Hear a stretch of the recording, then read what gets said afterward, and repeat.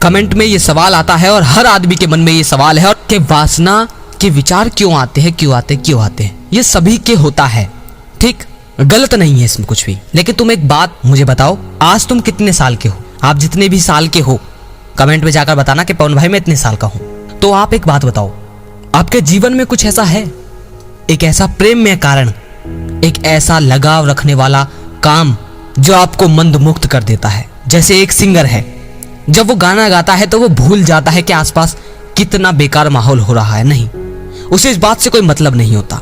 जब एक साइंटिस्ट होता है, अगर वो रिसर्च में लग जाता है, वो भूल जाता है आसपास क्या हो रहा है, क्योंकि उसे अपने काम से प्रेम है।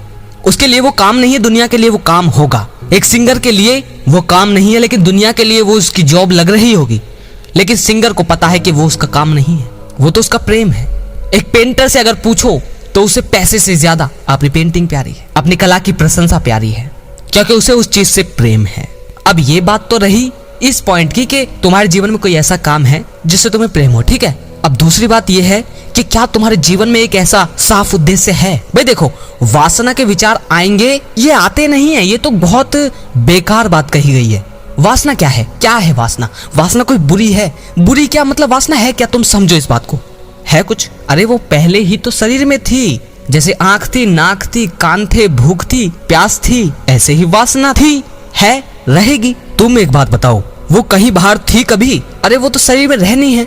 बस तुम्हें ये पता होना चाहिए कि किसको कितना महत्व देना है। अब अगर महत्व की भी तुम्हें नहीं पता कि कितना देना है, तो पहले एक बात समझो, क्या तुम्हारे जीवन में कोई ऐसा उत्सुकता वाला कार्य है, एक ऐसा साफ लक्ष्य है जिसके लिए तुम भरी सर्दी में रात के 12 बजे भी उठकर उसके लिए काम करना शुरू कर दोगे, बिना ये सोचे कि मुझे इससे क्या मिलेगा? कुछ है ऐसा? कुछ ऐसा है तुम्हारे पास कि जिसके लिए तुम्हें किसी भी मोटिवेशनल वीडियो की जरूरत ना हो?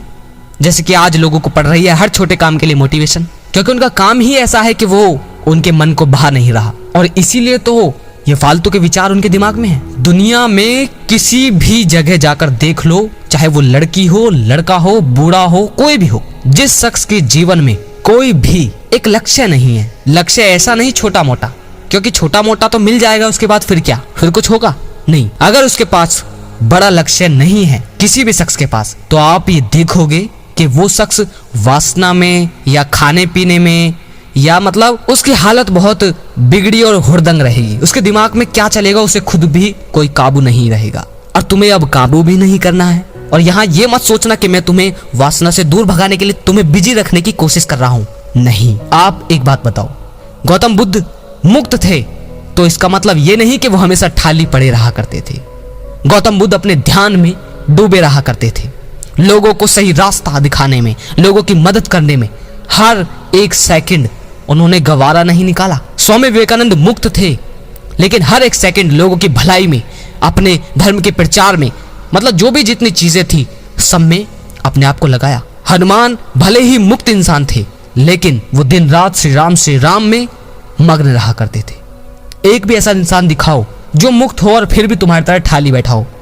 क्या तुम चाहते हो कि मैं तुम्हें ऐसी कोई घुट्टी पिला दूं तो उसे पीने के बाद तुम चाहे घर में पड़े रहो, चाहे सोफे पर ऐसे उल्टे सीधे या दोस्तों के साथ ऐसे घूमते फिरते रहो और तुम्हें वासना ना आए? क्या तुम ऐसा जीवन चाहते हो? ऐसा कभी हुआ है? तुम बताओ। कबीर, स्वामी विवेकानंद, रामकृष्ण परमहंस, दयानंद सरस्वती, ऐसा कोई भी ऐसा शख्स बताओ, कोई भी, मीरा, झांसी की रानी, छत्रपति शिवाजी महाराज, या कोई भी ऐसा बताओ जो मुक्त तो हो लेकिन थाली बैठा हो, ऐसे ही फालतू हर एक सेकंड गवा रहा हो? बताओ, कहीं से लेकर ढूंढ कर जाओ, नाम बताओ। हो सकता है तुम्हें ये दिख जाए कि वो शख्स ठाली बैठा है और वो मुक्त है, तो तुम्हारी ये गलत फहमी है कि वो ठाली बैठा है।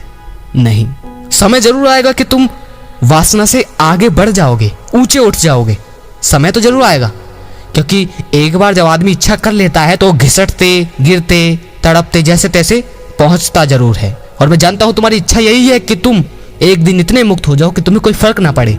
बिल्कुल सही है, होगा, जरूर होगा, लेकिन सबसे पहले नवयुवकों का ये प्रथम कार्य है कि पहले उनके जीवन में एक ऐसा उद्देश्य होना चाहिए जिसके लिए उन्हें भूख ना लगे, जिसके लिए उनके सपने भी लुप्त हो जाएं, जिसके लिए हर एक चीज में सिर्फ उनका लक्ष्य दिखाई दे, जिसके लिए वो टीवी, सोफा, खाने पीने, पिज्जा, बर्गर, मूवीज या दोस्तों की अय्यासियां सब कुछ भूल जाएं, जिसके लिए उन्हें कोई मोटिवेशन की जरूरत ना हो। मेरे भाई, यहाँ मैं आपको ये नहीं कह रहा कि आप जबरदस्ती बिजी रहो बिजी रहो बिजी रहो, नहीं, बिजी नहीं रखना चाह रहा। बिजी रहकर क्या करोगे? बिजी रहकर तो तुम वीर्य ही रोकोगे, और उस वीर्य रोक कर क्या करोगे? ना तो ब्रह्मा को समझा, ना परमात्मा को समझा, ना ऐसा ही रास्ते को समझा, ना ही तुम्हारे जीवन में कोई लक्ष्य है। फिर क्या कुछ करोगे उसका? नहीं करोगे। ध्यान तुम्हें यह रखना है कि अगर इस जवानी में एक सेकंड भी बेकार गया तो कुछ भी रोकने या वासना से मुक्त होने का कोई लाभ नहीं। वासना का मतलब सिर्फ काम वासना नहीं होता, वासना का मतलब होता है हर चीज में वासना। जैसे टीवी देखने का तुम बहुत आदी होगे, या दोस्तों के साथ गपशप करने में बहुत आदी होगे, या फोन में शॉर्ट वीडियो देखने के तुम बहुत आदी होगे, या फालतू टाइम निकालने का तुम जरूर आदी होगे। इस बात को लिख कर ले लो। जो इंसान वासना में है उसे मैं गारंटी से कह सकता हूं कि वो शख्स भले ही काम वासना से परहेज करता हो, मन ना करता हो, फिर भी करता हो, लेकिन वो ऐसी ऐसी वासनाओं को लेकर बैठा है, ऐसी ऐसे समय की बर्बादी कर रहा है जिस पर वो कभी नजर ही नहीं डालता। अगर तुम बाकी के व्यर्थ के काम बंद कर दोगे तो जिस चीज को तुम त्यागना चाह रहे हो वो भी खुद ब खुद पीछे हो जाएगी। क्यों? क्योंकि वासना के जो विचार हैं वो उसी खाली दिमाग में आ सकते हैं जिसके दिमाग में कुछ आ ही नहीं रहा, जिसके पास करने के लिए कुछ ना हो। आप मेरी बात समझ गए होंगे। अगर लगे शेयर करने लायक तो शेयर करना होगा मेरे भाइयों। और जो भाई शेयर करते हैं उनका दिल से शुक्रिया। और इस वीडियो में जो कहा है उसे बहुत गहराई से समझना, जीवन में उतारना। तुम चाहते हो कि किसी एक की वीडियो देख लो, मोटिवेट हो जाओ, कुछ दिन कंट्रोल कर लो, बस ऐसे समय बर्बाद, यही जीवन है क्या? नहीं, जीवन बहुत ऊंचा है, बस समझना पड़ेगा। और जिस भाई ने यहां तक वीडियो देखी है वो कमेंट में जाकर लिखो, पवन भाई मैं अपने इस नवयुवक अवस्था का कण कण निचोड़ लूंगा। पवन भाई मैं इस युवक अवस्था का कण कण निचोड़ लूंगा। अगली वीडियो में फिर मिलते हैं। जय श्री कृष्णा।